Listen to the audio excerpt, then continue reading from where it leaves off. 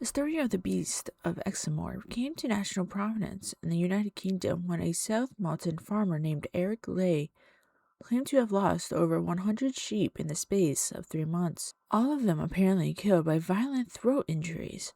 What was left were carcasses, only having the skin, head, feet, and backbones of the animal. The sheep of Lay's neighbors were seemingly targeted.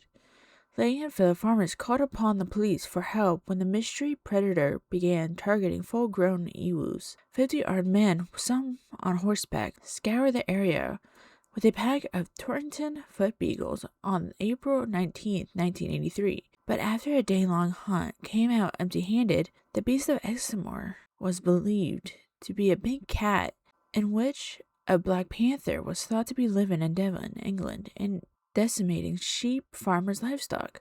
They claimed that these livestock had been killed by a mysterious beast, with the Daily Express offering substantial reward for video footage of the creature, while the government took the unusual step of deploying a team of Royal Marine snipers to hunt down and presumably kill the creature. Despite the extensive media coverage in both professional and amateur hunting for the creature and professional marine snipers that were stationed in South Moulton to hunt down the beast, no large cat has ever been positively identified to explain such incidents as the 1983 livestock slayings, with them now being attributed to other causes, like large dogs. Despite the lack of evidence, the Beast of Exmoor lives in the public imagination. Alleged sightings have continued to be reported occasionally around Exmoor, long after an escaped exotic pet such as a leopard or a puma would have died. There was evidence from a 16-year-old witness in 1983 stating that, quote, "It was black and had a long tail. There was white on each foot," end quote. Some people described the beast that resembled neither dogs or cats. The overall consensus was that the beast was a black panther did not necessarily result from clear sightings, but from mounting civilization and media rumors. The beast was notoriously elusive. No photos were captured, and most sightings were made at a distance. The main theory behind the cat's origin is that it was an escaped pet. The dangerous wild animals of 1976 have been cited as a possible cause for the increase in big feral cats in Britain, which were released by owners who could not be bothered to meet the requirements of the new law. Several reports of large exotic cat species being sighted in Devon predate the hunt for the Beast of Exmoor. Author Di Francis recalls getting a letter from an elderly lady from South Devon who recalled an incident in the late 1930s where her husband, the gamekeeper on Dartmoor Estate, shot and killed a gray-sized puma cat. Farmer Maurice Knowles described seeing a creature in the Layford area in April of 1982, but the creature was not cat-like. While checking lambing ewes at 3 a.m. with a spotlight, he spotted a black greyhound-like animal about 4 or 5 feet long on his property. It had a, quote, colt-like face, and its eyes did not reflect the light of the lamp. Another report of the strange beast came from John Franks, a local bus driver who described coming across a strange animal on the road. Quote, "It was broad in the beam, about 2 feet. Its jet black coat gleamed as though the thing had just stepped out of the hairdresser's. It was about 2 feet 6 inches to the shoulders and had powerful legs. I remember thinking, God, but you're ugly."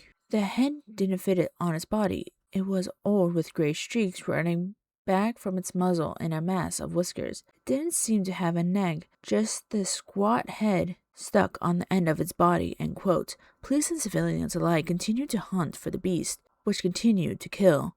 On April 21st, 1983, a Devon newspaper ran a front page story about the hunt. The story quickly made its way to national newspapers, sparking a media frenzy.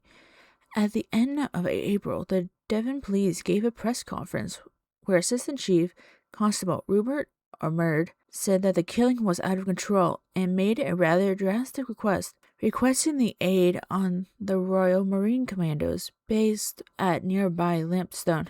The beast's identity up until this was speculative. More and more people began to agree with the big cat theory, as the step necks of the sheep aligned with cat kills. On May 1st, after the meeting with the affected farmers and policemen, Sergeant Major Andy Wilkins agreed to assemble a group of Marine snipers to hunt the beast. The campaign was named, quote, Operation Beasties, end quote. And the official story given was that the Marines were in town to track and kill a rogue dog that was suspected of killing sheep. Killing a rogue dog that was suspected of killing sheep. The Marines worked in pairs with orders not to shoot uphill or in the direction of houses to avoid any civilian casualties. The media interest picked up. There was increasing concerns that amateur cat hunters walking around at night would accidentally come under fire. In an attempt to satisfy the media and encourage them to stay out of controlled areas, the Marines held a press conference. The Marines in this conference were not actual hunters. They were heavily disguised in camo clothing in an attempt to hide their identities. One Marine spotted what he thought was a large black animal walking along a disused railway line near Lay's farm, but could not take the shot because a farmhouse was in his line of fire. Many of the Marines also reported hearing strange screams that they could not connect to any known animal.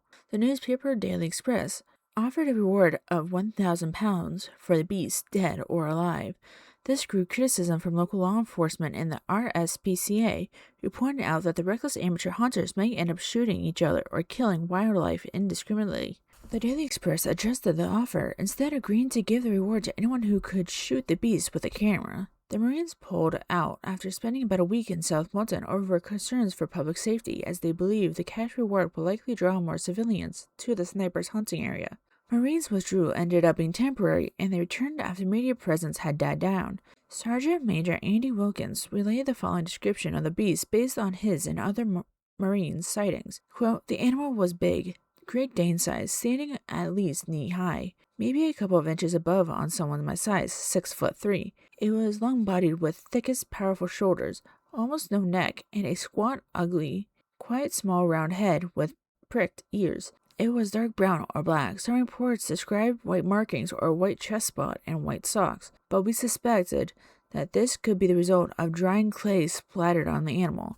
The weather was very wet, and the ground in the area was heavy clay.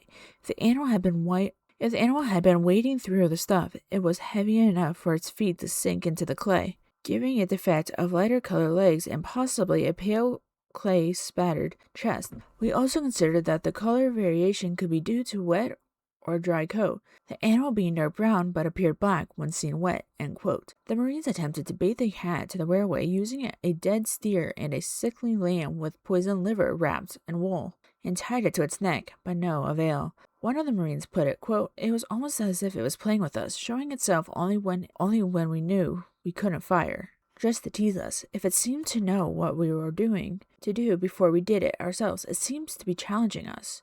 End quote. The Marines would officially pull out on July 23, 1983, after 78 days in the field.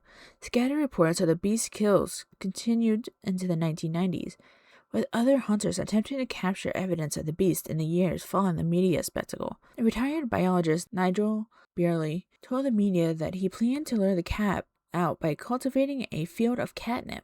Even during the height of the Beast of Exmoor hunt, some witnesses suggest there was not one but two beasts, some suggesting that they saw an adult with a juvenile. Following the hunt, Mr. Kingsley Newman, a South Devon farmer, saw two panther-sized black cats on his property, with one drinking out of his cattle trough. He unsuccessfully tried to shoot one of the cats. In January 1988, the staff worked at an electricity substation at Wimple on the outskirts of Exeter, reportedly captured a panther on the station's security cameras. In early February 1991, Devon farmer Peter Bailey, having just lost his geese to a large predator, set a steel cage trap for the beast. He set the trap in a remote area of the moorland and used a dead pheasant as bait, but accidentally trapped himself while setting it up. He was trapped for 2 days and ended up eating the raw bait before being rescued by a passing shepherd. In 2009, Daily Mail article featured what they suggested might be the carcass of the Beast of Exmoor washed up on the beach of North Devon, but this carcass was actually the remains of a grey seal. The legend itself persists. Leopards have a typical lifespan of 12 to 17 years. If this is true, the Beast of Exmoor was at least 1 year old in 1983 and lived about 17 years, which would put it likely to its death around the year 2000.